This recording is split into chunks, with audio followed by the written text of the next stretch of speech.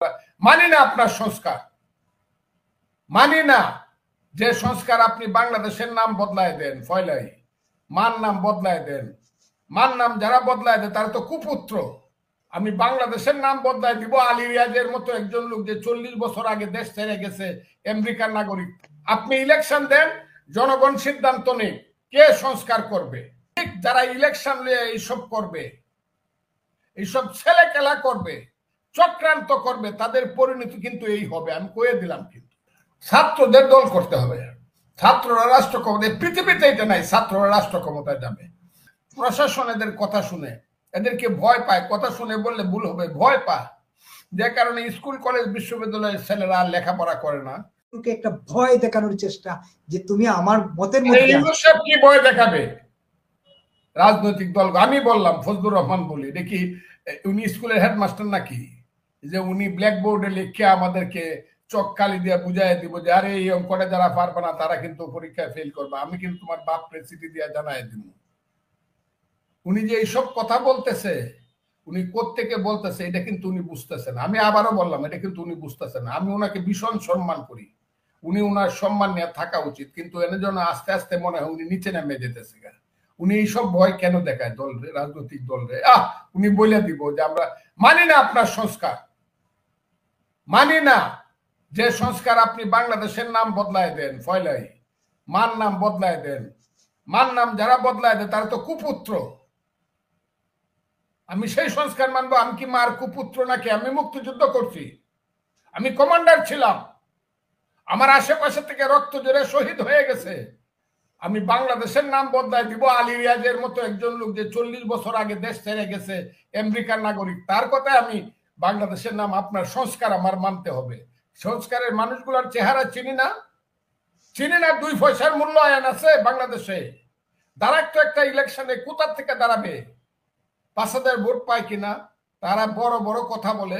আমি চ্যালেঞ্জ করলাম যাদেরকে সংস্কারের নেতা বানাইছে তারা কয়জন ভোট, কয়জন মানুষের সাপোর্ট পায় বাংলাদেশে? জ্ঞানী গুণী নিজেদেরকে মনে করে, আর এই জ্ঞান মাথা ফাইটে বাইরে হয়। বাংলাদেশে বহু জ্ঞানী গুণী মানুষ আছে যাদেরকে ইউনূস সাহেবের পছন্দ হয় নাই। বলতেছে যে উনি যে বলতে সংস্কার, আমরা মানি না সংস্কার। আপনি ইলেকশন দেন, জনগণ সিদ্ধান্ত নেই কে সংস্কার করবে।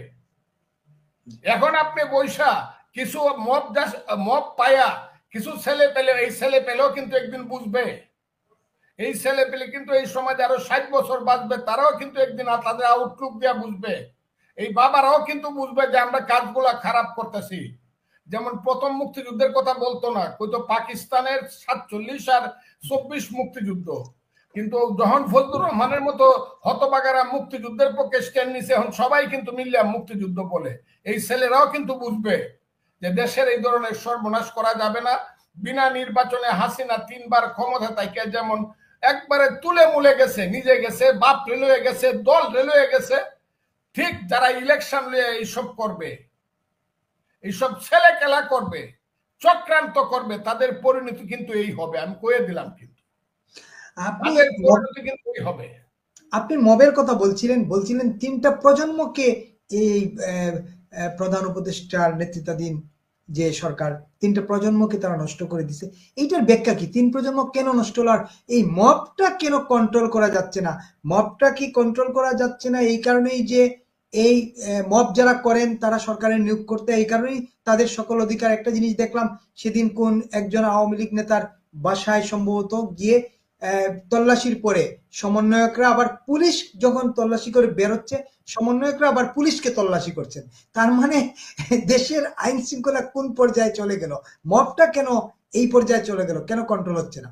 কি মনে হয়? একজন আইনজীবী। 3টা প্রজন্ম আমি না বুঝে কথা বলি না। একটা হলো স্কুল প্রজন্ম, একটা হলো কলেজ প্রজন্ম, একটা হলো বিশ্ববিদ্যালয় প্রজন্ম। এই ছেলেরা 5 বছর যাবত কোনো লেখাপড়া করে না, রেগুলার ছাত্র না। যারা ওই যে বৈষম্য বিরোধী ছাত্র আন্দোলন করে সমন্বয় করেছে নেতা যারা, এরা নির্ভর করতেছে কোথায়? ইউনূস সাহেব এদেরকে উৎসাহিত করতে, ছাত্রদেরকে নিয়ে দল করো। সেই ছাত্র দল কেন্দ্র সরকার স্কুল লেভেল পর্যন্ত বৈষম্য বিরোধী ছাত্র আন্দোলন করলে টাকা পয়সা পাওয়া যায়, মাগনা কিছু খাওয়া যায়, চা বিস্কুট খাইতে পয়সা লাগে না। আমি কথাটা কয়ে দিলাম আপনাকে, সব জায়গাতে লাভ আছে। বৈষম্য বিরোধী ছাত্র প্রশাসন এদের কথা শুনে, এদেরকে ভয় পায়, কথা শুনে বললে ভুল হবে, ভয় পায়, যে কারণে স্কুল কলেজ বিশ্ববিদ্যালয়ের ছেলেরা আর লেখাপড়া করে না, সব এইটার পিছনে ছুটছে। কাজে লেখাপড়া যে দেশে হয় না, তিনটা জেনারেশন নষ্ট হবে কিনা আপনি বলেন, আমি সেই কারণে কথাটা বলছি।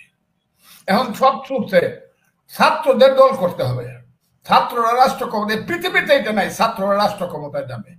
ছাত্র রাজনীতি কইরা তারপরে ছাত্র রাজনীতি ছেড়ে রাজনীতিতে যায়, মূল রাষ্ট্র ক্ষমতা নেই, এরা ছাত্র থেকেই রাজনীতি যাবে। অনেক সময় দেখবেন যে এই 22 বছরের ছেলে ইলেকশনে করতেছে না, 21 বছর দিতে হইব, ইলেকশনে তারা সব নেতা হয়ে যেতেছে, সব। একটা এলাকাতে গেছে বিএনপি নেতা আছে 60 বছর বয়সের, আরে উনি কে, উনার তো বয়স হয়েছে গা, আমরা এখন তরুণ আইছি। এই যে তরুণের রাজনীতি, যে তরুণের রাজনীতি কিন্তু সমস্ত জেনারেশন, ছাত্র জেনারেশনকে একদম স্ম্যাশ করে ভর্তা বানাই দিতেছে। কিন্তু এই জন্য আমি কিছু দেশ ধ্বংস হয়ে যাচ্ছে, তিনটা জেনারেশন ধ্বংস হয়ে যাচ্ছে। মবের বিষয়ে কি বলবেন? মবটা আমরা 2 দিন আগে দেখলাম দিনাজপুরের পার্বতীপুরে একজন ইউএনওকে ঘেরাও করে বাধ্য করা হয়েছে তাকে অফিস ছাড়তে মবের মাধ্যমে, এবং সমন্বয়করা সেখানে বলছেন যে 3 মিনিটের মধ্যে আপনাকে ছাড়তে হবে, আর আমাদের কথা শুনলে 2 ঘন্টা সময় পাবেন, আপনি দিনাজপুর ছাড়তে হবে, পার্বতীপুর ছাড়তে হবে। আজকে একটা গণমাধ্যমে দেখলাম খুলনা ডিভিশনের এক ইউএনওর বিরুদ্ধে এইভাবে নানা অভিযোগ তুলে মব গিয়ে তাকে বাধ্য করছে এখান থেকে সরিয়ে দিতে। এই যে মব, এটা তো প্রশাসনে আরেকটা ঘটনা বললাম যে পুলিশকে নিয়ে বৈষম্য বিরোধী ছাত্ররা এক বাসায় তল্লাশি করতে গেছেন, তল্লাশি শেষে পুলিশ যখন বের হয়ে আসবে পুলিশকে তারা তল্লাশি করতেছেন। এই রাইটটা তারা তাদের কে দিল? আপনি তো একজন আইনজীবী, আইন কি বলে আসলে? এই কথা যদি বলেন, এই সব কিছুর জন্য দায়ী হলো ইউনূস সাহেব, আর তার সাথে আর 1-2 জন আছে, আসিফ নজরুল সাহেব, মহান শিক্ষক, ঢাকা ইউনিভার্সিটির আইন বিষয়ক প্রফেসর। এই 2 জনে এই ছেলেদেরকে আশকারা দিছে। এখন অবস্থাতে এরা তো এদের বয়স কম, এরা মনে করলে এখন অবস্থাতে এরা তো এদের বয়স কম, এরা মনে করলে মব করিয়া যদি একটা বাড়িতে ঢুকি, বাড়ি পুড়ে দিলেও কোনো বিচার নাই, বাড়ির থেকে যা লুটপাট করতে পারবো, এত পকেটে কিছু সম্পদ আসবে, টাকা আসবে, যদি টাকা ক্যাশ টাকা পাই আরো ভালো, যে কারণে এরা এগুলা করতেছে। এরা যে দমন করে না, সেই দমন করা না করার জন্য এদের যে কি পরিমাণ দুর্গতি হবে আমি বলে দিলাম আপনাকে, আপনি দেখেন।